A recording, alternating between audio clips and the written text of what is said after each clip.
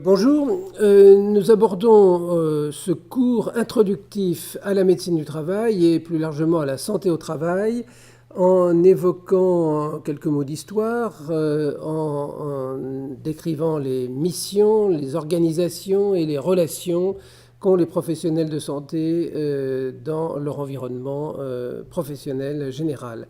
Alors les objectifs pédagogiques de ce cours sont déclinés, correspondent aux objectifs nationaux bien entendu, connaître l'organisation générale de la santé au travail en France, comprendre les principes de prévention primaire, secondaire et tertiaire appliqués à la santé au travail, connaître le rôle des différents acteurs dans la prévention des accidents de travail et des maladies professionnelles, expliquer le cadre de l'action du médecin du travail et ses relations avec les autres partenaires de santé, et puis plus spécifiquement connaître les relations entre le médecin du travail, le médecin traitant, pour les questions de santé au travail en général, et notamment pour les questions de passage d'une incapacité pour des raisons de santé à maintien d'une situation professionnelle convenable.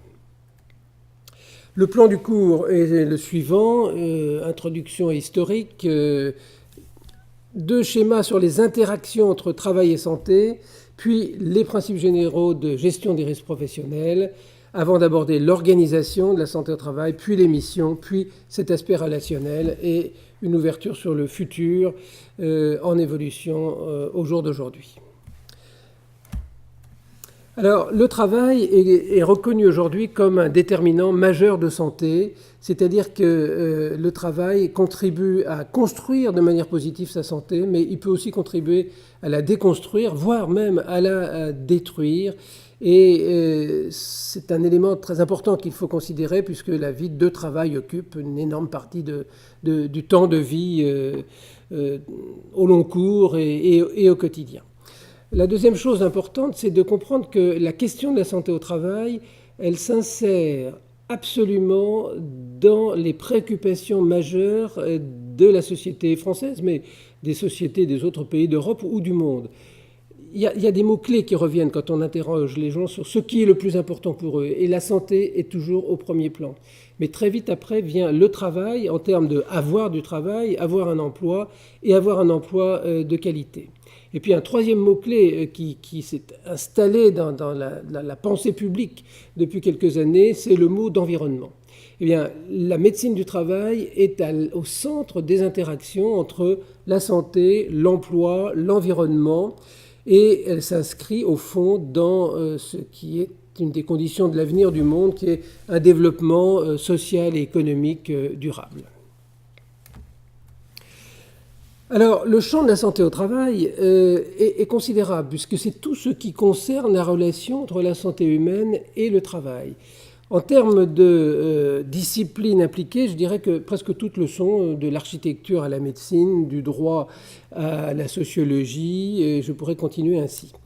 Ce qui est important de comprendre, c'est qu'il y a ce champ très large, et puis il y a l'institution de la santé au travail et de la prévention des risques professionnels qui, elle, est concentrée sur la population des salariés en France. Il y a quelques initiatives pour les non-salariés, mais elles sont assez faibles. Mais on voit sur ces chiffres que cette population cible est très importante. Il y a 24 millions de salariés en France. Il y a 2 millions de chômeurs, un peu plus, un peu moins, bon an, mal an, qui sont des travailleurs en devenir ou qui l'ont été.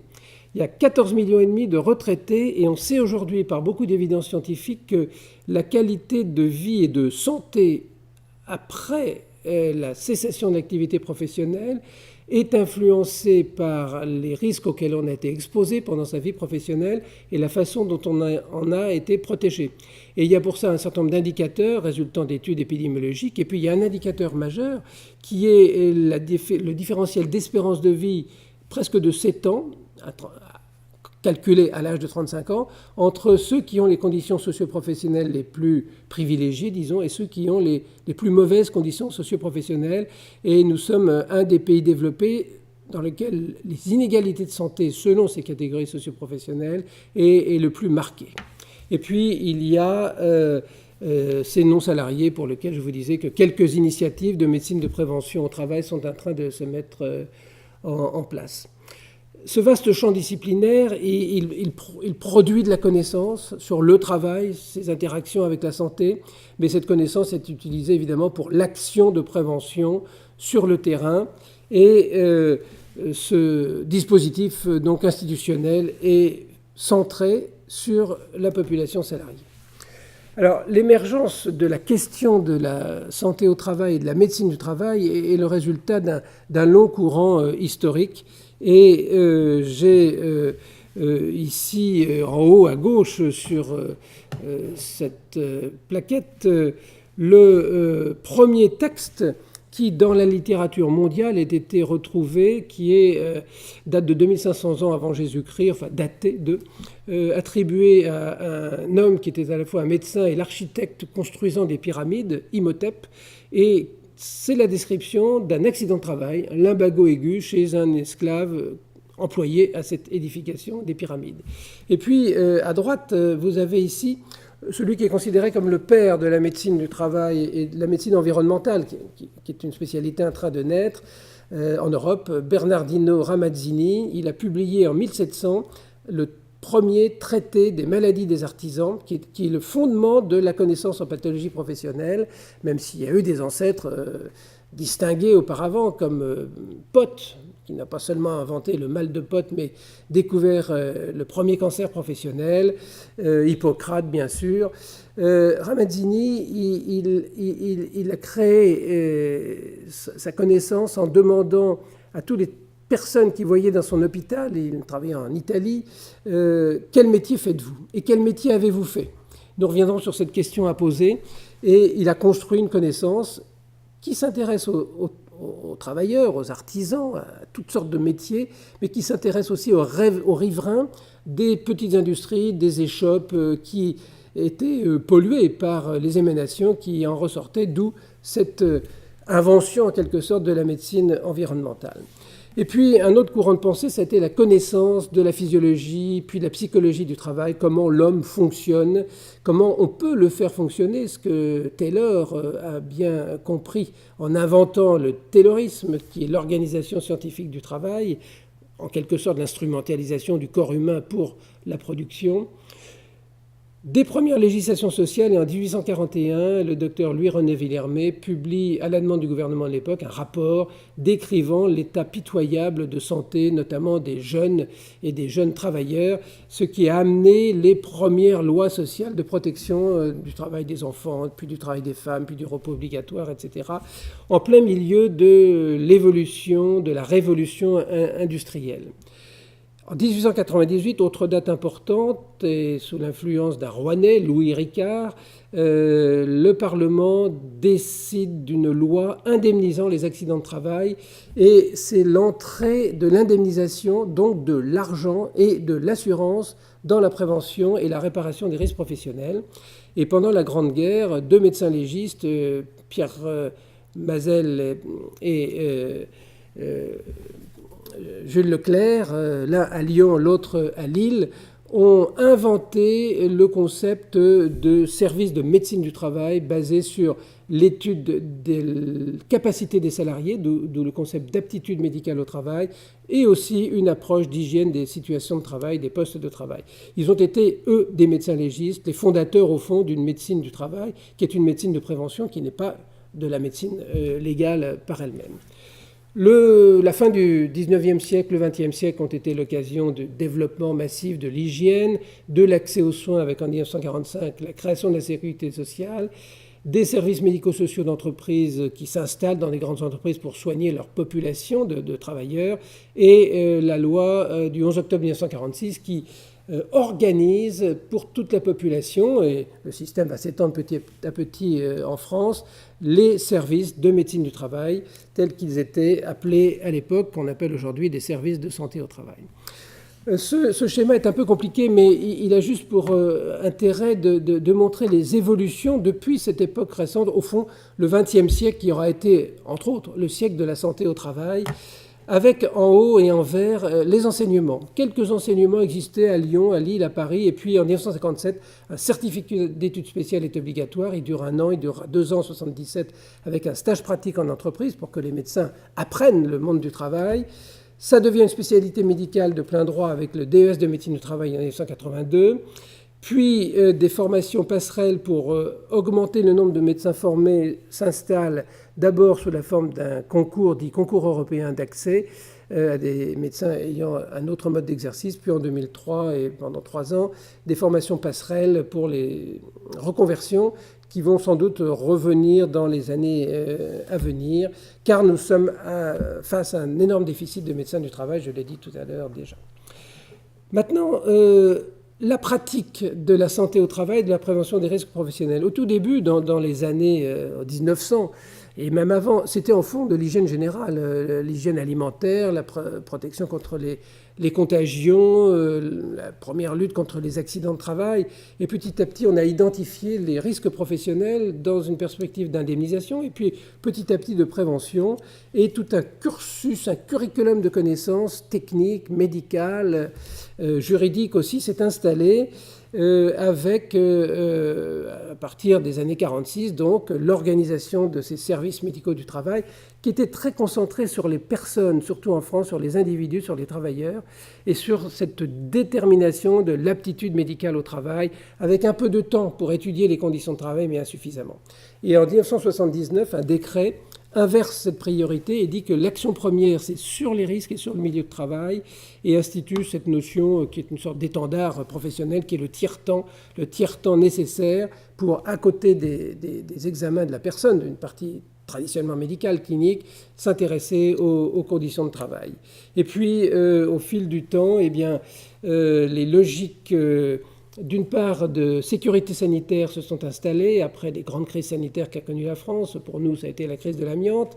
Et puis, les logiques de planification sanitaire. Et aujourd'hui, je le redirai en conclusion d'ailleurs, nous évoluons de plus en plus vers une action programmée sous forme de plans nationaux de santé au travail, de plans régionaux qui doivent se décliner. Et les services de santé au travail sont là pour ça.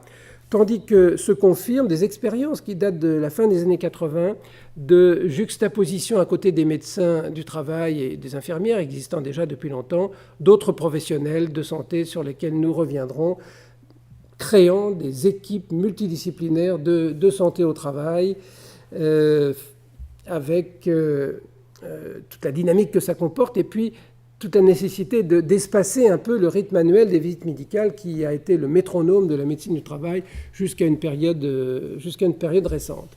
Et puis nous avons connu quelques révolutions intellectuelles, si je peux dire. Dans les années 70 est apparue l'ergonomie. L'ergonomie, c'est un ensemble de disciplines qui se réunissent pour connaître intimement la relation entre l'homme et son travail et pour adapter le travail à la santé humaine pour qu'il ne crée pas de désordre de santé, et puis en même temps qu'il s'occupe de la bonne qualité de la production des entreprises. Dans les années 80, et ce mouvement continue, considérable développement de l'épidémiologie des risques professionnels qui permet de construire une connaissance sur les relations entre travail et santé basée sur des indicateurs chiffrés, des statistiques. Et l'épidémiologie, évidemment, dans le monde entier, apporte beaucoup à notre métier. Et puis, dans les années 2000, avec une dizaine d'années de retard sur les directives européennes, la France sort un décret qui dit que avant toute action de prévention, il faut évaluer les risques. C'est le document unique d'évaluation des risques qui date donc de 2001 et qui aboutira à une programmation et à une évaluation des résultats. Et tout ceci se fait dans un contexte du travail lui-même. Jusque dans les années 50, le travail était le travail traditionnel que tout le monde connaissait, l'industrie, les risques lourds, les poussières, les cadences, les charges de travail, une forme de pénibilité physique essentiellement. Et dans les années 80, c'est la révolution des nouvelles technologies qui modifie profondément avec les ordinateurs, les automatismes, la robotique, la rapidité de l'effectivité de la transmission des informations, qui modifie profondément la relation entre l'homme et son travail et qui est catalysé, amplifié par le phénomène de globalisation, de mondialisation des échanges, de l'économie, la financiarisation de l'économie, qui fait qu'aujourd'hui, le contexte du travail, des relations que les hommes et les femmes entretiennent avec leur travail sont profondément différentes de celles qu'ils entretenaient dans les années 50, en sachant que cette population au travail s'est elle-même modifiée. La population française vieillit comme l'autre population, les populations au travail vieillit, et le débat sur les retraites et la pénibilité est l'illustration des difficultés pour les plus âgés de s'adapter à ces formes modernes de travail, et puis la difficulté des entreprises pour adapter ces formes d'organisation à ces tranches d'âge. Et puis, nous avons, je l'ai dit, connu une crise sanitaire qui est l'explosion des maladies liées à l'exposition à l'amiante. Et puis, nous en connaissons deux autres, entre autres. C'est l'épidémie de troubles musculo-squelettiques qui résulte du travail répétitif à forte contrainte sur l'appareil musculo-ostéo-articulaire et ligamentaire. Et puis, et c'est sans doute la préoccupation la plus importante, l'augmentation de ce qu'on appelle des risques psychosociaux, dont le terme ultime après la dépression et le stress est le suicide au travail, qui est évidemment le plus grave des accidents de travail qu'on puisse imaginer. Alors, la santé, ça se définit par l'OMS, une définition pas très opérationnelle, mais très idéalisante. C'est l'état complet de bien-être physique, biologique et social, et pas seulement l'absence d'infirmité ou de maladie. Ceci est vrai, mais ce n'est pas suffisant. Moi, j'aime bien la définition du biologiste français René Dubos, qui dit la santé, c'est un état d'équilibre biopsychosocial de l'individu, avec adaptation permanente. La santé sans cesse se construit et se déconstruit à l'environnement et aux conditions de travail. Et ça n'est pas de l'immodestie de ma part, mais j'ai modifié la définition de René Dubos pour dire c'est un état d'équilibre psychosocial de l'individu résultant d'une adaptation mutuelle permanente entre l'individu et son environnement et ses conditions de travail, car aujourd'hui, et c'est même vrai pour le climat, semble-t-il, il n'y a plus d'environnement naturel. Tous les environnements sont fabriqués artificiellement par les hommes, et les conditions de travail, les organisations de travail sont créées par les hommes. Et le but de la médecine du travail, c'est très précisément de réaliser cette optimisation de l'adaptation des conditions de travail, des conditions environnementales, à ce que l'on connaît de la santé physique et psychique des hommes, pour que la santé soit au mieux dans un processus de construction permanente et non de déconstruction. Et ceci est fondamental, car c'est le but ultime de la médecine du travail. Ces trois schémas qui sont un peu disgracieux représentent d'une part au centre ici le travail. Alors le travail, c'est d'abord un contenu, c'est des astreintes, c'est ce que l'organisme, dans toute sa complexité, ses composantes, doit produire pour réaliser le travail. Et les déterminants de santé au travail, eh bien, c'est le temps de travail, les rythmes de travail, le travail de nuit, le travail sous cadence, le travail répétitif, etc. C'est plus bas tous les risques physiques, le bruit, les rayonnements ionisants ou électromagnétiques, les vibrations, la chaleur, etc. Les risques chimiques, des milliers de substances chimiques dans le milieu de travail, dont beaucoup sont expérimentées au fur et à mesure que les techniques progressent, et dont certains ont des effets immédiats, retardés. Et la question des cancers professionnels est essentiellement liée aux risques chimiques, aux poussières. Et puis les risques biologiques qui sont plutôt présents dans certains milieux, comme les établissements de santé, bien entendu. L'environnement général dans lequel les lieux de travail, la température, la lumière, etc., conditionnent également des atteintes potentielles à la santé. La politique de sécurité qui est menée. Et puis quelque chose qui aujourd'hui émerge et qui est tout à fait important, c'est l'équilibre entre ce que l'on demande à un individu de faire et ce qu'on lui en renvoie en récompense, en reconnaissance et en soutien social. Le soutien social, c'est le soutien des collègues, c'est le soutien de la hiérarchie. Et aujourd'hui, selon se constate, c'est une augmentation considérable de ce qu'on appelle les risques psychosociaux. Et moi, je rajoute un O, parce que le O, c'est organisationnel, car ce sont les organisations modernes de travail qui génèrent ces risques, qui s'expriment sous forme de stress, de dépression, de troubles musculo-squelettiques, et je rappelle le côté dramatique du suicide. Les risques traditionnels, bien, ils donnent des atteintes viscérales qui sont soit à 100% productrices de maladies, soit contribuent à l'éclosion de maladies, et la notion de fraction attribuable au travail des maladies occurrente est une notion fondamentale dans ce domaine. Et puis, le manque de sécurité produit des accidents avec des décès, des séquelles, de l'invalidité. Mais l'individu, c'est également un système très complexe, sans doute encore beaucoup plus complexe que le système du travail. Et l'individu, il a tout d'abord des capacités fonctionnelles. Le corps qui fonctionne dans toutes ses dimensions, le système sensoriel qui fonctionne, ou qui ne fonctionne pas car il peut avoir des déficiences de différentes origines. Il a des compétences et un savoir-faire créés par l'apprentissage. Et l'apprentissage se fait d'autant mieux que les capacités fonctionnelles sont bonnes. Mais la personne, et ça c'est considérable, un ensemble de ressources psychiques qui peuvent se trouver consommées plus vite qu'il ne faudrait, d'où stress, dépression, etc., et puis qui, au contraire, peut se trouver en permanence revitalisé par de bonnes organisations de travail qui entraînent une motivation permanente à travailler. Et puis, à côté de ça, bien sûr, il y a les comportements. L'individu ne se scinde pas en une vie de professionnelle, une vie de travailleur, puis une vie extra-professionnelle.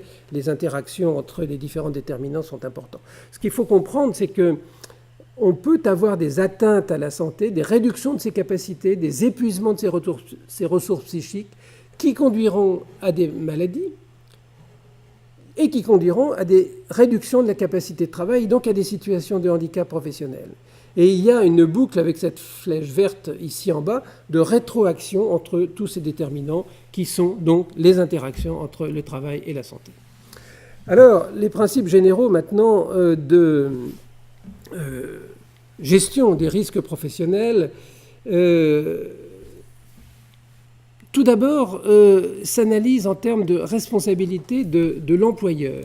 C'est l'employeur, même si l'employeur est l'État, je l'ai dit, qui est responsable de la protection de la santé de son personnel. Et la loi, la réglementation française définit les termes de cette responsabilité, éviter les risques et remplacer ce qui est dangereux par d'autres produits qui sont moins dangereux pour les mêmes résultats de production, évaluer les risques, c'est-à-dire évaluer la probabilité que les dangers résiduels provoquent des atteintes à la santé, combattre les risques le plus possible à la source, mettre des protections auditives contre le bruit permet de protéger ses oreilles, mais ce qu'il faut, c'est que le milieu ne soit pas brillant, et donc protéger le milieu par tout un système, tout un ensemble de techniques qui vous seront développées dans la suite de l'enseignement. Adapter le travail à l'homme, je l'ai dit, c'est le principe de l'ergonomie. Tenir compte en permanence, et Dieu sait, elle évolue vite, de la technique. Planifier la prévention. Prendre des mesures de protection collective, cela rejoint ce que je viens de dire, en priorité, et non pas enfermer les gens dans des scaphandres pour éviter le contact avec le milieu, mais leur constituer des conditions de travail invivables, et puis former, donner des instructions appropriées. Ça, c'est la responsabilité de l'employeur, tout employeur quel qu'il soit. Et le schéma général d'intervention, qui est utilisé de plus en plus sous forme de programmes d'activité, et ici, on voit le rôle fondamental du médecin du travail qui est là pour conseiller l'employeur et les salariés et les représentants des personnels pour assurer cette surveillance de la santé. Eh bien, c'est d'identifier les dangers. Y a-t-il des substances dangereuses dans mon laboratoire? Si oui, est-ce qu'elles sont à risque? Donc je vais évaluer les risques, car si elles sont parfaitement protégées, fermées, il n'y a aucun contact avec les personnes, il n'y a pas de risque. Donc j'évalue les risques. Et puis, comme on ne peut jamais tout faire en même temps dans un milieu de travail, on hiérarchise des priorités, sur quoi on va travailler, sur telle période de temps. On met en place un programme d'activité préalablement défini, en concertation avec les différents partenaires. On met les ressources nécessaires et puis on met en place le programme et puis on l'évalue. Ça, c'est le principe de base de toute action de prévention, applicable d'ailleurs aussi aux risques environnementaux ou à d'autres affaires de la vie. La prévention appliquée au travail, elle emprunte les voies bien connues de la prévention primaire, secondaire et tertiaire. La prévention primaire, c'est de faire en sorte, au fond, c'est une définition empirique, mais elle est parlante, que les maladies ou les accidents ne surviennent pas. C'est en quelque sorte une action en amont. J'organise le travail, l'environnement, pour qu'il n'y ait pas d'atteinte à la santé. La prévention secondaire, c'est la prévention du temps présent. Je vais dépister en permanence chez les salariés les effets des premières atteintes des risques professionnels éventuellement, ce qui veut dire que je n'ai pas réussi à accomplir la première étape, qui est la prévention primaire, mais on ne réussit jamais, bien sûr, à 100%. Et puis, je vais en permanence dépister les risques sur le milieu de travail. C'est un travail quotidien qui est fait par les équipes de santé au travail, conseillées et animées par les médecins du travail. Et puis, la prévention tertiaire, c'est ce qu'on fait quand on a échoué, c'est-à-dire que la maladie ou l'accident est survenu, il y a des séquelles, il faut réduire les situations de handicap, il faut éviter les récidives, il faut adapter les situations de travail pour permettre la poursuite d'une autonomie de vie et de vie de travail. Voilà, les 3 étapes de la prévention primaire, dont je vais vous donner quelques exemples pratiques sur ce transparent. Alors, le médecin de travail, la médecine du travail, on agit sur le travail, on agit sur l'individu. C'est toujours la même chose et on doit tenter de le faire de manière équilibrée, même si c'est traditionnellement plus simple, il faut le dire, d'agir sur l'individu par le biais des examens médicaux que d'agir sur les organisations et le contenu et tous les déterminants de santé professionnelle. En prévention primaire, sur l'individu, la formation. Le former à une gestualité convenable pour qu'il n'attrape pas mal au dos est un acte de prévention primaire. Le convaincre de porter un casque pour éviter les chutes sur un chantier de bâtiment d'objets qui viennent du ciel ou qui tombent sur les pieds avec des chaussures de sécurité, porter des lunettes en cas de projection de substances chimiques, porter des gants, d'établir... Enfin bref, la protection individuelle, j'ai dit que ça n'était pas l'essentiel. L'essentiel, c'est la prévention sur le travail, mais on ne peut pas tout prévenir. Donc, la protection individuelle, ça fait partie de la prévention primaire adaptée à l'individu. La prévention primaire sur le travail, c'est l'exemple que j'ai dit tout à l'heure. On substitue une substance qui est cancérogène et aujourd'hui, le plan de santé au travail national pousse à la substitution, donc à la suppression des substances cancérogènes par d'autres substances moins dangereuses. C'est, au fond, l'intégration de la sécurité dans la conception des locaux de travail, des machines, des outils et des organisations de travail. C'est un champ énorme, bien entendu, mais c'est le champ de la prévention primaire. La prévention secondaire chez l'individu, ce sera le dépistage des facteurs de risque individuels et puis des premières atteintes professionnelles. Et puis, c'est la surveillance du milieu, je l'ai dit aussi, par l'évaluation permanente, et la loi le dit, permanente. Tous les ans, le document unique d'évaluation des risques devrait, je dis devrait parce que c'est plus facile à dire qu'à faire, être actualisé. Et puis la prévention tertiaire, ce sera l'orientation vers la médecine de soins pour éviter que les premières atteintes ne conduisent à des atteintes plus sévères, que ce soit après un accident ou après une maladie. C'est les mutations de poste en cas d'inaptitude médicale, nous y reviendrons. Et puis sur le milieu de travail, ce sera les adaptations des postes et des situations de travail aux salariés qui sont en situation de handicap, qui ont des séquelles et qui ne peuvent plus travailler comme avant. Et puis ce sera une des missions très importantes du médecin du travail, se faire l'avocat du maintien à l'emploi des personnes dont la situation de travail n'est plus compatible avec un état de santé qui lui-même résulte d'un événement de santé qui a donné lieu à des séquelles. Alors après ce schéma général, jetons un coup d'œil sur l'organisation de la santé au travail et tenez-vous bien, le schéma que je vais vous montrer est quasiment impossible à lire, mais je vais le commenter et vous verrez qu'à la partie inférieure, illisible sur l'écran que vous voyez, mais lisible sur le diaporama qui sera à votre disposition, tous les sigles sont définis. Ce qu'il faut comprendre, c'est que la prévention des risques professionnels, c'est une organisation hyper complexe, avec 3 niveaux, national, régional et le terrain, le niveau de l'entreprise. Au niveau national, première chose, c'est le ministère du Travail, la DGT, la Direction Générale du Travail, qui est la tutelle de tout le système de prévention des risques professionnels. Il travaille en interministérialité avec le ministère de la Santé, le ministère de l'Environnement, de l'Agriculture, la fonction publique, j'en passe, mais c'est lui qui assure cette tutelle, ce qui fait du système de santé au travail une originalité, puisque la santé publique en général est tutélée par le ministère de la Santé. La Caisse nationale d'assurance maladie, que vous voyez ici, a une direction des risques professionnels. La Caisse indemnise les accidents de travail et les maladies professionnelles. Elle a un intérêt financier majeur dans cette problématique, mais elle prévient aussi par tout un ensemble de dispositifs de circulaires, de réglementation et d'action de terrain. Elle dispose d'un gros institut de recherche, de formation et de conseil qui est l'Institut national de recherche et de sécurité pour la prévention des risques professionnels. Les agences de sécurité sanitaire interviennent dans la santé au travail et notamment l'Agence nationale de sécurité sanitaire de l'alimentation, de l'environnement et du travail. L'ANSES, son sigle ne permet pas de comprendre ce qu'il y a derrière, mais c'est ainsi. C'est une grosse agence qui fait de l'expertise, de la recherche, du conseil, de l'intervention et qui organise énormément de concertations, de débats publics sur ces questions de santé au travail. Et puis, l'INSERM, le CNRS, organise des recherches sur la santé au travail. L'Institut de médecine du travail en agriculture s'occupe de ce milieu particulier. Le Conservatoire national des arts et métiers développe énormément de formations dans le domaine de la santé et de la sécurité au travail.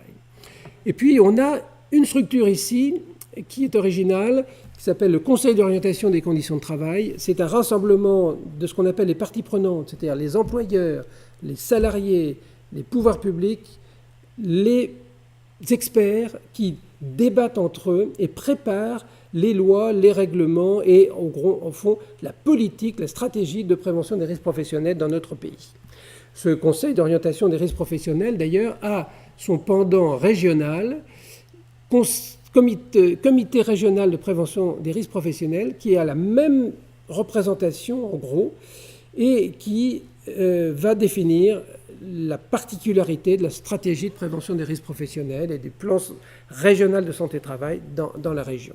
Et puis il y a des organismes particuliers, l'Agence nationale pour l'amélioration des conditions de travail, divisée en agences régionales dans toutes les régions, l'organisme professionnel de prévention dans le bâtiment et travaux publics, le BTP comme on dit, c'est le secteur dans lequel l'accidentabilité et les risques professionnels, même malgré beaucoup d'efforts, restent parmi les plus importants.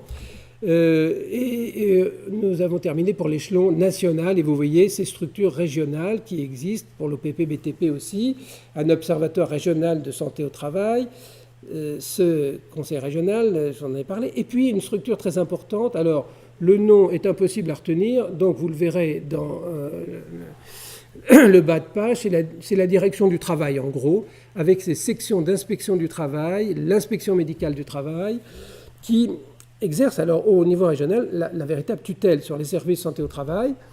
La caisse d'assurance retraite et de santé au travail est un concept récent, issu de réformes récentes, qui assure la représentation régionale, d'une part de la question de la retraite, à laquelle est liée la question de la pénibilité au travail, je le rappelle, mais aussi les questions pures spécifiques de santé au travail. Et puis les CHU, les universités, les instituts universitaires de technologie forment, font de la recherche, et au CHU, bien sûr, un service hospitalo-universitaire de médecine du travail offre des prestations pour les services de santé au travail de sa région. Et l'Agence régionale de santé, qui est en charge de la santé de la population dans chaque région, a également une activité dans le domaine de la santé au travail. Donc vous voyez, un maillage national et surtout régional très complet. Et sur le terrain, eh bien, ce sont les services de santé au travail, SST, ou services interentreprises de santé au travail qui fonctionnent. Et dans l'entreprise, il y a l'employeur responsable, les salariés, bien entendu, ici représentés, les individus, le médecin du travail et une structure dans les entreprises de plus de 50 salariés qu'on appelle le comité d'hygiène de sécurité et des conditions de travail, avec des délégués du personnel, les DP qui sont ici, et qui eh bien, réfléchit au niveau de l'entreprise d'une certaine taille, plus de 50 salariés, à la politique qu'il conviendra de mener. Tout ceci est fondé sur un ensemble, alors on peut dire considérable, de lois, de règlements, de décrets, d'instructions, de circulaires d'application. La France est un pays de droit et qui souvent d'ailleurs traite un problème non résolu par la création d'un nouveau règlement. Et puis, à côté de ces règlements nationaux, des conventions collectives, des accords de branche professionnelle, et puis, bien sûr, la construction de la jurisprudence et de plus en plus la justice s'immisce dans les affaires de santé et de sécurité au travail. On le voit par des procès qui éclosent ici ou là. Et puis, le cœur du métier et le cœur de ce qui se passe, c'est l'individu et son travail. Vous l'avez compris grâce aux explications précédentes. Alors, ces services de santé au travail, ils couvrent quasiment toute la population. Pas tout à fait 100%, mais quasiment toute la population. Quelques petites choses simples à retenir. Ils sont financés par les employeurs. C'est leur responsabilité, même quand l'employeur est l'État. Ils sont financés par l'employeur et gérés par l'employeur, mais ils sont soumis à un dispositif qu'on appelle de contrôle social, dans lequel les salariés, par le biais de comités d'entreprise, de commissions de contrôle et de sous-ensembles de ces choses-là, ou dans des conseils d'administration paritaires des services de santé au travail, eh bien, exercent leur contrôle, c'est-à-dire vérifient que ce qui est mis en œuvre correspond bien aux besoins des salariés, éventuellement aux requis de la réglementation. Donc, une sorte de partage de pouvoir entre les deux parties prenantes principales, même si les partages, comme dans la vie en général, ne sont pas toujours à parfaite égalité. Les organisations de ces services de santé au travail, alors, elles diffèrent selon le secteur d'activité. Il y a le régime général que je vais prendre comme exemple du secteur privé, à peu près 16 millions de salariés, qui a une organisation qui est le modèle global, à côté desquels la Poste, ce qu'on appelait autrefois EDF, GDF, l'armée, ont des organisations un petit peu différentes, un peu particulières, mais il est inutile de rentrer dans ces détails. Les trois fonctions publiques d'État, territoriale et hospitalière ont des organisations particulières, même si en fonction publique hospitalière, ça s'appelle bien service de médecine du travail, alors qu'en dans les deux autres fonctions publiques, ça s'appelle service de médecine de prévention, avec des différences dans les organisations. Alors le plus important, enfin aussi important, c'est de savoir que il y a des services qui sont propres aux entreprises, qu'on appelle des services d'entreprise, ou encore des services autonomes, ou qui sont communs à plusieurs établissements d'une même entreprise, et puis des services interentreprises, qui sont au fond des associations de moyens à but non lucratif, qui ont des clients, qui sont des entreprises, et qui distribuent la prestation de médecine et de santé au travail pour les salariés de ces entreprises. Alors, sur ce transparent, une chose d'abord à noter, c'est que plus de 90% des entreprises en France, c'est vrai dans le monde en général, ont moins de 50 salariés. Et beaucoup d'entreprises ont moins de 10 salariés. C'est considérable. De sorte qu'on n'exerce pas son métier quand on a en charge 2980, c'est la moyenne dans les services interentreprises, salariés disséminés dans des endroits qui sont sur le territoire, la ville, le département, la région. On exerce un métier qui est un petit peu différent de celui du médecin d'une grosse entreprise, moyenne 1430 salariés selon les rapports gouvernementaux pour un médecin du travail à temps plein. Mais par contre, vous voyez qu'il y a 649 services d'entreprise pour 1 million, un peu plus de salariés, mais qu'il y a 300 services interentreprises pour presque 15 millions de salariés. Donc l'immense majorité des entreprises sont couvertes par des services interentreprises de santé au travail. Dans les deux cas, il y a toujours une administration, il y a toujours un médecin, il y a dans les services d'entreprise très souvent une infirmière, et puis il y a un sigle là qui est un petit peu nouveau que j'expliciterai, l'IPRP, j'y reviendrai. Et puis le comité d'entreprise exerce le contrôle social. Donc, c'est la même chose pratiquement ici, mais les infirmières sont rares dans les services interentreprises, mais elles arrivent sous l'effet des évolutions d'aujourd'hui. Et puis on a également ces personnages, le médecin, l'administration, et une commission médico-technique sur laquelle je dirai un petit mot tout à l'heure, avec des commissions de contrôle ou des gestions paritaires de services. Alors le choix entre l'une ou l'autre des modalités se fait en fonction de critères que je ne détaille pas. Ce que je confirme par contre, c'est que tous ces services sont agréés. Comme les établissements de santé sont agréés ou accrédités, les services de santé de travail sont agréés par l'autorité de tutelle tous les 5 ans.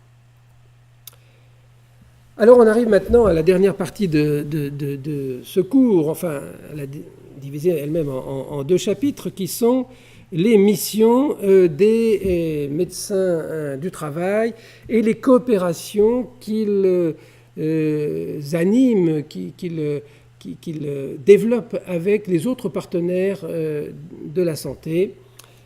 Et si on regarde les missions du médecin du travail, eh bien, d'abord et avant tout, rôle exclusivement préventif. Le médecin du travail ne traite pas.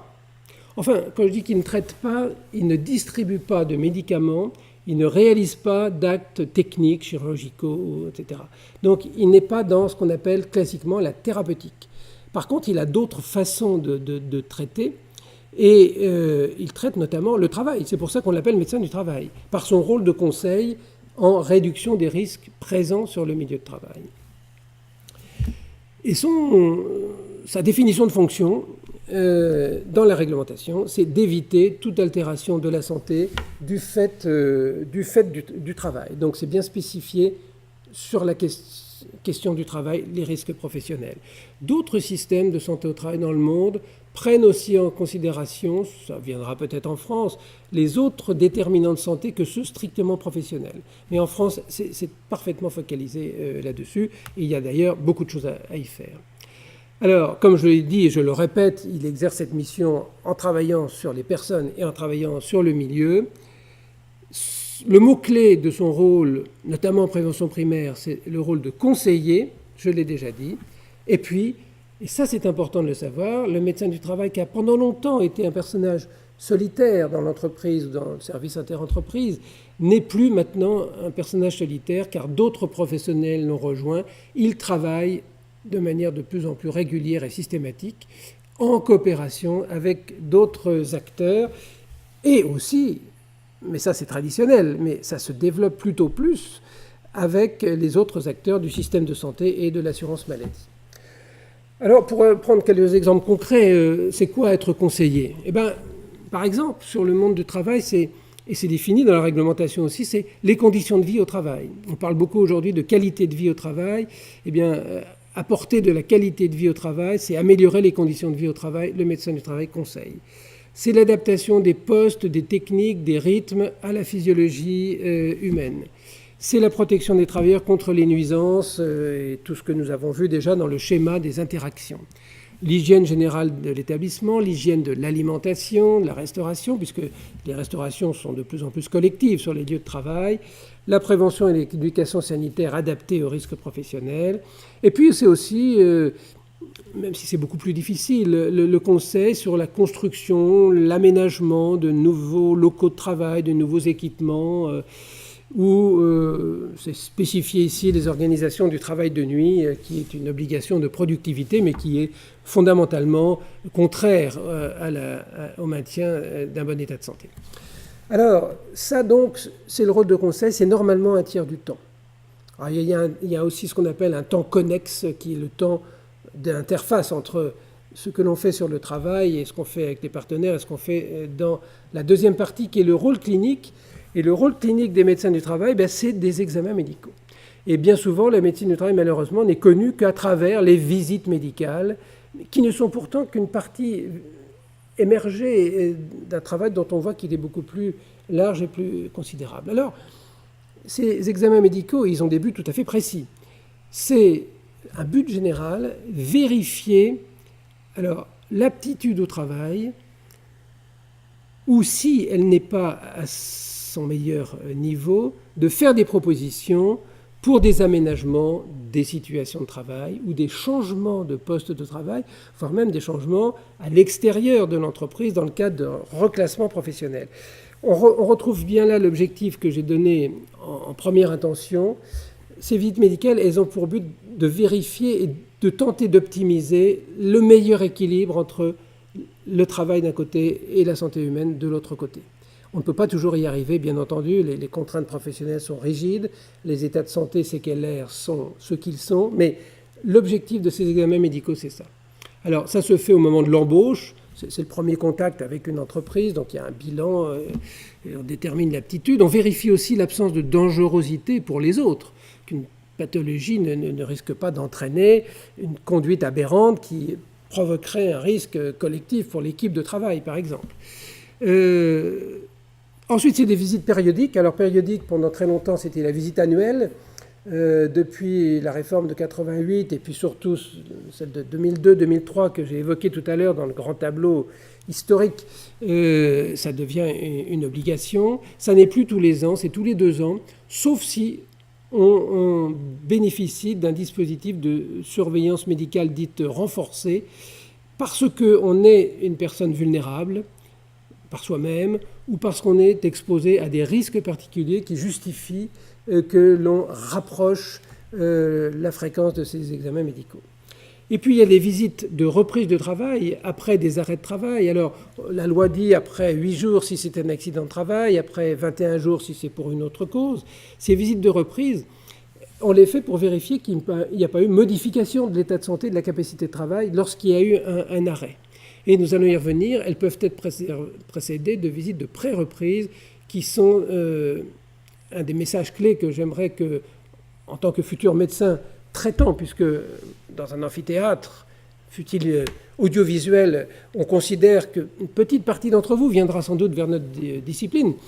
Je leur souhaite d'ailleurs, parce que c'est intéressant, mais la plupart d'entre vous seront des médecins de soins. Donc cette notion de visite de pré-reprise sur laquelle je vais revenir, elle est très importante à garder en mémoire pour votre pratique future. Et puis bien entendu, tout salarié peut demander à voir le médecin du travail s'il en a envie. Tout employeur peut demander au médecin du travail de voir tel salarié s'il pense qu'il y a des problèmes de santé devant être investigués. Alors, pour faire cela, le médecin du travail, il a un certain nombre d'outils, et puis d'outils y compris juridiques. Tout d'abord, il a un accès libre au lieu de travail. Ça a l'air évident comme ça, mais dans le temps, ça ne l'était pas. Un médecin qui arrive et puis qui commence à soulever le couvercle d'un bassin dans lequel on fait du traitement de surface de métaux, il a tout de suite le contremaître sur le dos qui va lui demander où est-ce qu'il vient fourrer son nez. Donc voilà, cette liberté-là, elle est importante. Le terrain de l'entreprise est le terrain du médecin du travail qui y circule librement. Il doit être informé de tous les produits utilisés en termes quantitatifs et en termes qualitatifs. Il doit être associé à toute nouvelle technique de production.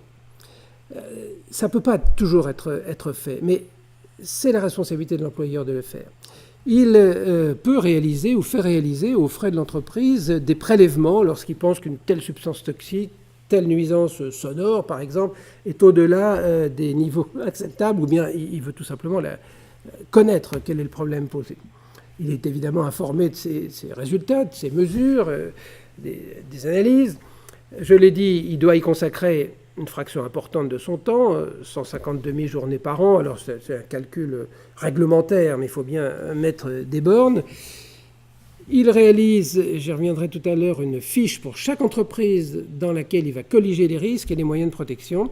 Enfin, il est associé à la formation, à la santé-sécurité des salariés. Donc vous voyez un certain nombre d'outils qui lui permettent de jouer ce rôle de conseil, ce rôle d'acteur de prévention.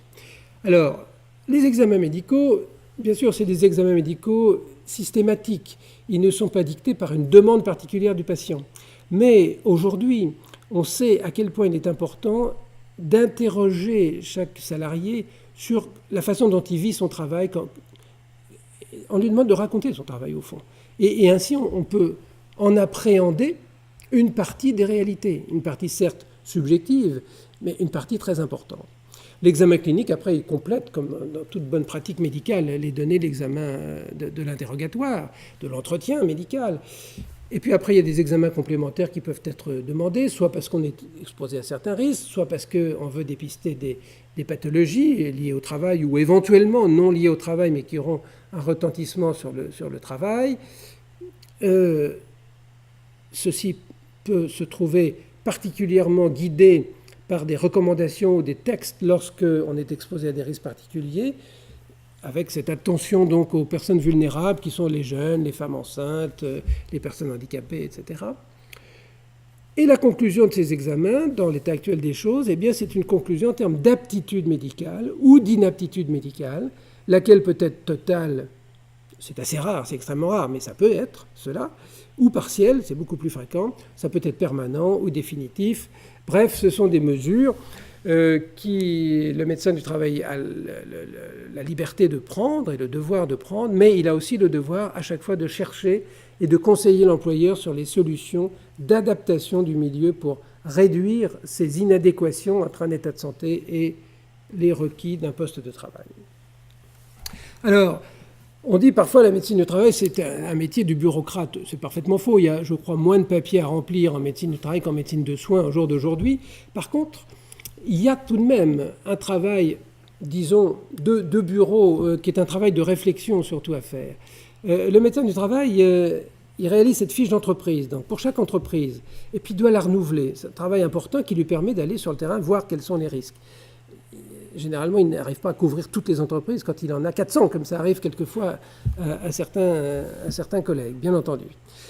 Il tient un dossier médico-professionnel, c'est-à-dire qu'il y a des données sur le travail, puis des données sur l'état de santé, avec la traçabilité des expositions et un renforcement de cette traçabilité dans l'avenir pour chaque salarié, et dossier qui est archivé, surtout si le salarié est exposé à des risques à effet retardé, comme les agents cancérogènes par exemple. Et puis, ce fameux plan d'activité, il le prépare, ça prend du temps, il analyse d'une part ce que demande le plan national de santé au travail, ce que demande le plan régional de santé au travail, et puis il a ses propres demandes de santé qui résultent des observations qu'il a faites à partir de ces constats, faits sur le terrain ou en écoutant les salariés. Et il fabrique ainsi un plan, et vous vous souvenez de ce schéma général que je vous ai présenté tout à l'heure, il mettra en œuvre un plan d'action répondant aux véritables besoins ainsi identifiés. Et en plus, il pourra valoriser les actions qui ont été faites ou comprendre pourquoi certaines n'ont pas été faites grâce à cette démarche de planification. Et puis chaque année, c'est une obligation réglementaire, il établit un rapport d'activité avec un rapport particulier pour les entreprises un peu grosses de plus de 300 salariés, dans lequel il raconte au fond ce qu'il a fait, ce qu'il a observé, ce qu'il n'a pas pu faire, ce qu'il a réussi, ce qu'il n'a pas réussi.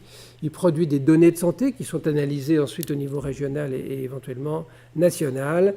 Et ces rapports sont soumis au contrôle social, donc comité d'entreprise, commission de contrôle, je vous l'ai déjà dit, mais aussi à la tutelle, inspection du travail et inspection médicale du travail.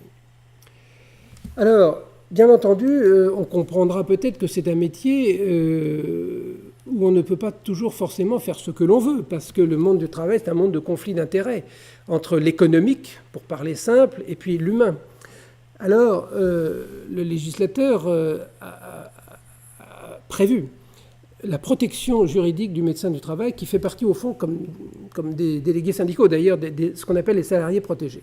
C'est-à-dire qu'on ne peut pas licencier ou muter un médecin du travail d'un secteur sur un autre sans une procédure qui peut aller jusqu'à faire intervenir l'inspecteur du travail qui décidera sur avis du médecin inspecteur du travail lorsqu'il y a un conflit entre les représentants des salariés et les représentants des employeurs sur la conduite en quelque sorte d'un médecin du travail.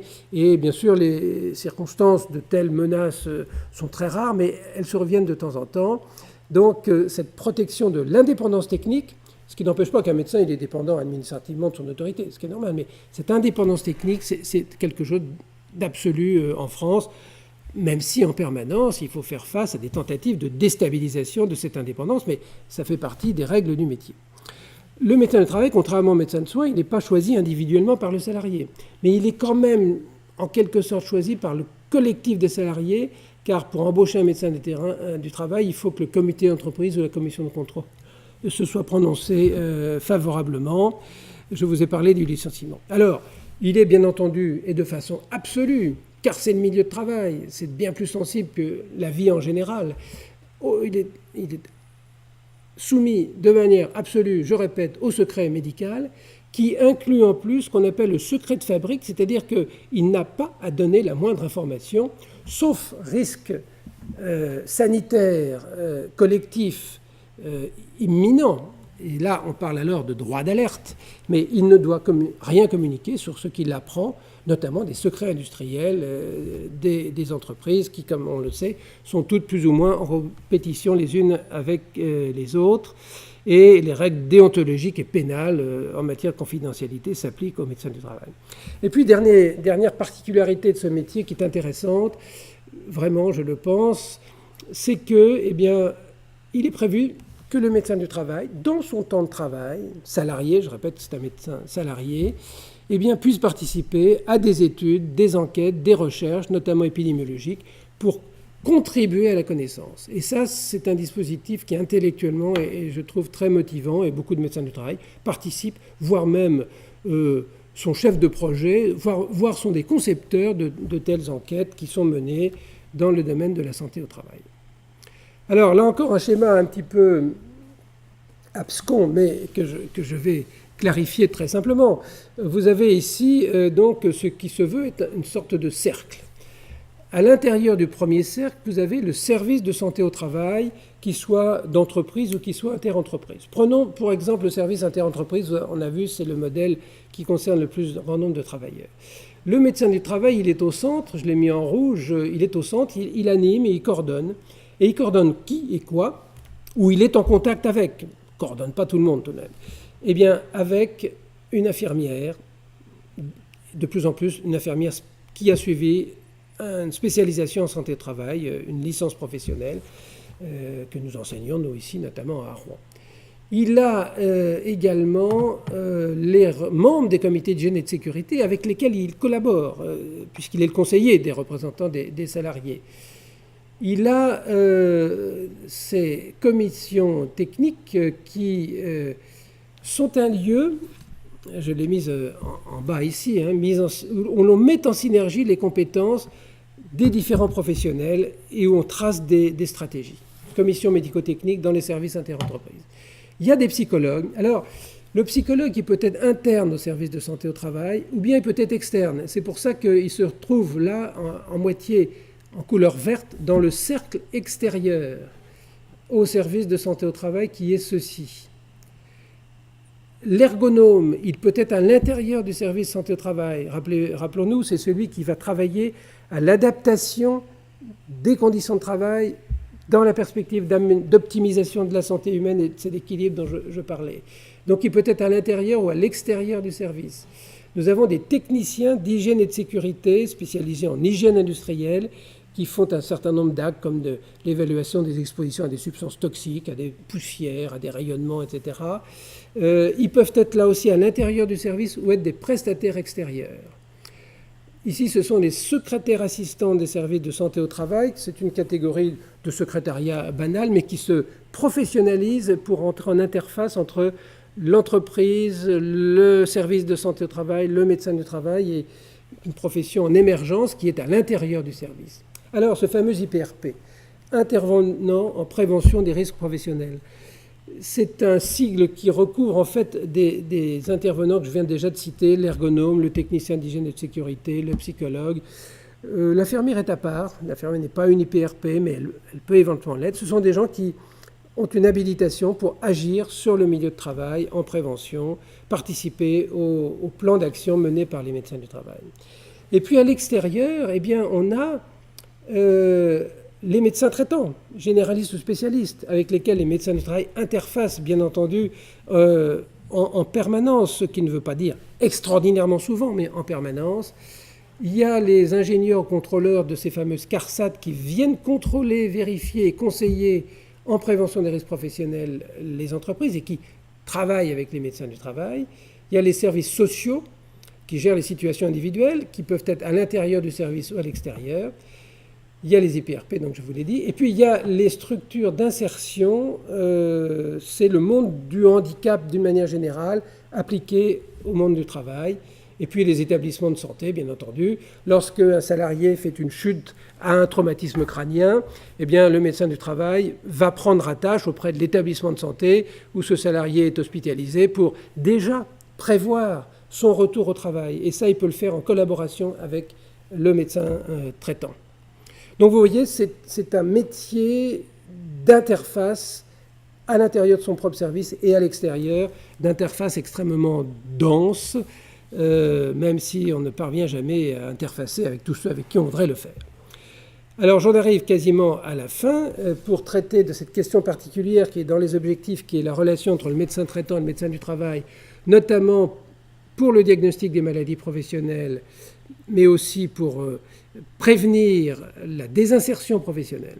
Dans le premier cas, j'ai pris des cas de figure quotidien. Le médecin traitant et le médecin du travail, d'abord, ils ont des regards différents, évidemment, mais ils s'intéressent à la même personne.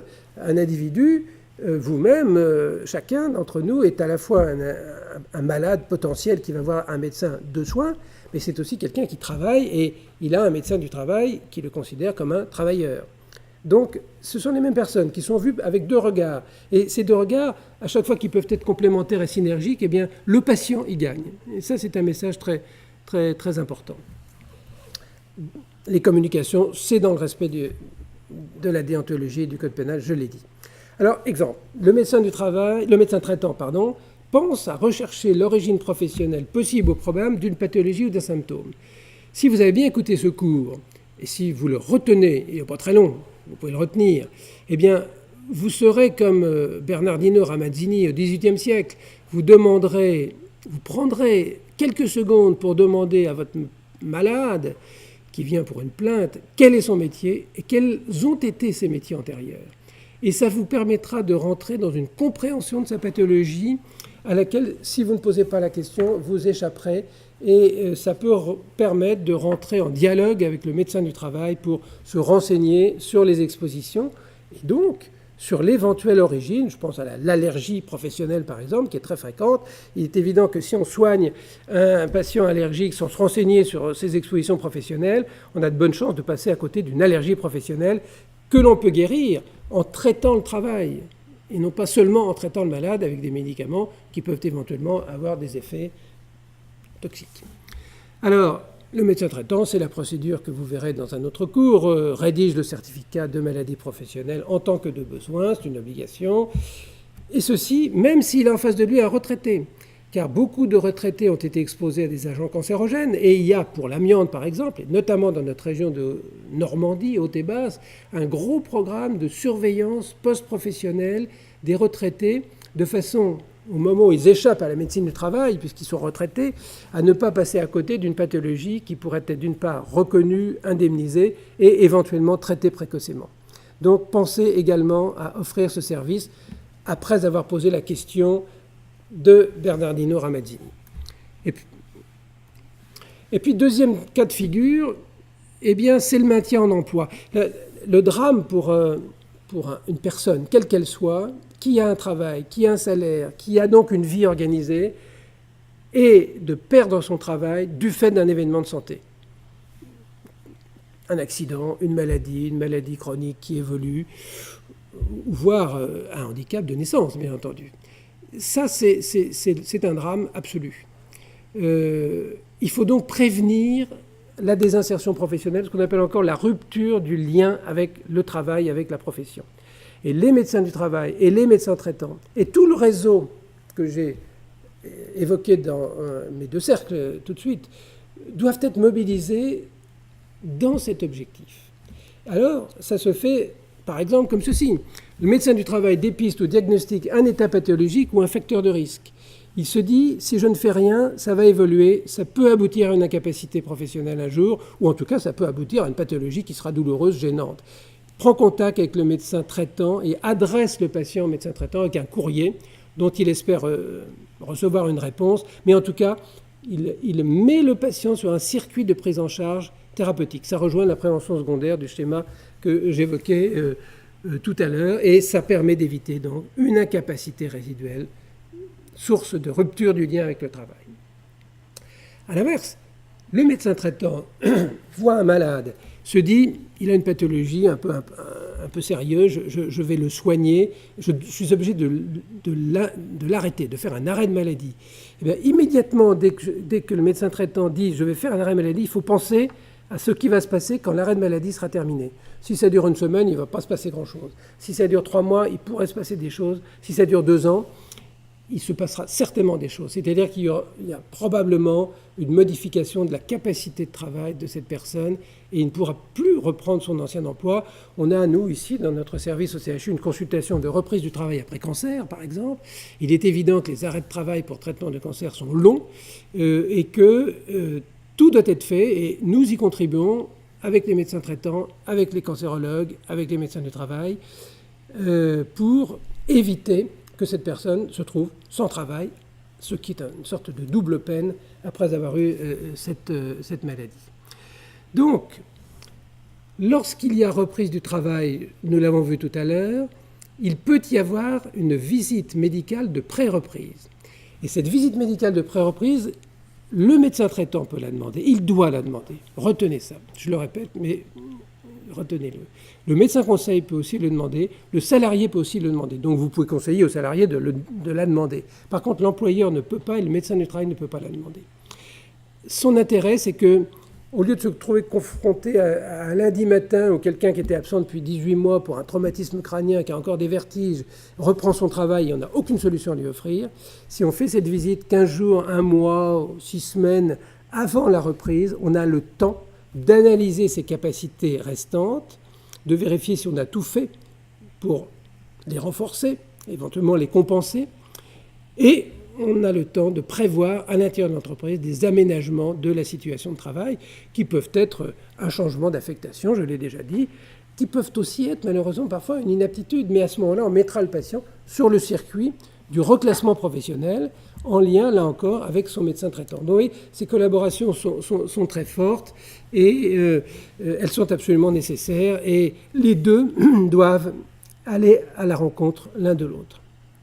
Voilà, j'ai terminé. Juste un mot que j'ai laissé subodorer au début de ce cours.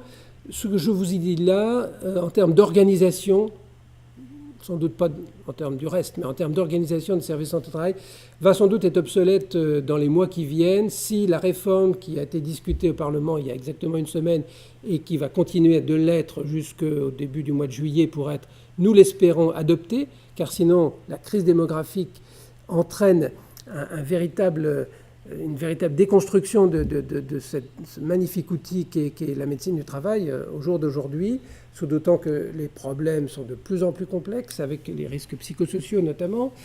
Donc cette réforme va prévoir un certain nombre d'aménagements à l'organisation que je vous ai définie aujourd'hui.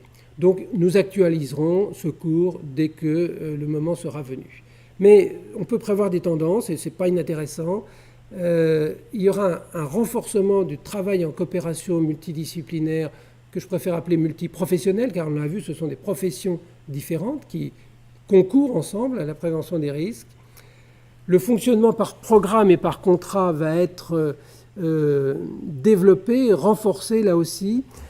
Comme on le fait d'ailleurs dans les structures de soins, le contrat de soins, eh bien là, il y aura le contrat de prévention en santé au travail, passé notamment avec les CARSAT, l'assurance sociale, mais aussi avec les directions du travail.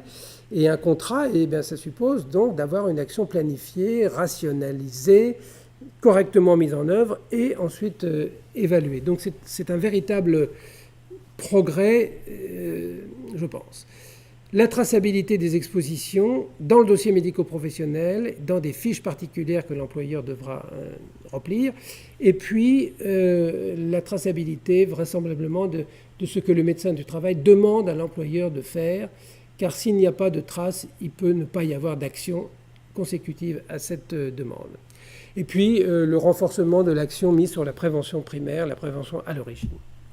Voilà, je vous ai presque tout dit sur la médecine du travail. Le reste des cours sont consacrés à des approfondissements et puis à l'étude des risques professionnels et des pathologies professionnelles, bien entendu.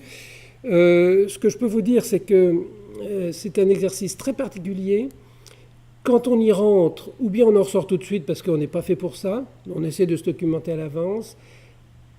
La plupart du temps, on y reste et mon expérience de formation de plusieurs centaines de médecins du travail me montre qu'on y est souvent confronté à des difficultés, mais presque toujours, ne soyons pas idéalistes, presque toujours très passionné par ce que l'on fait.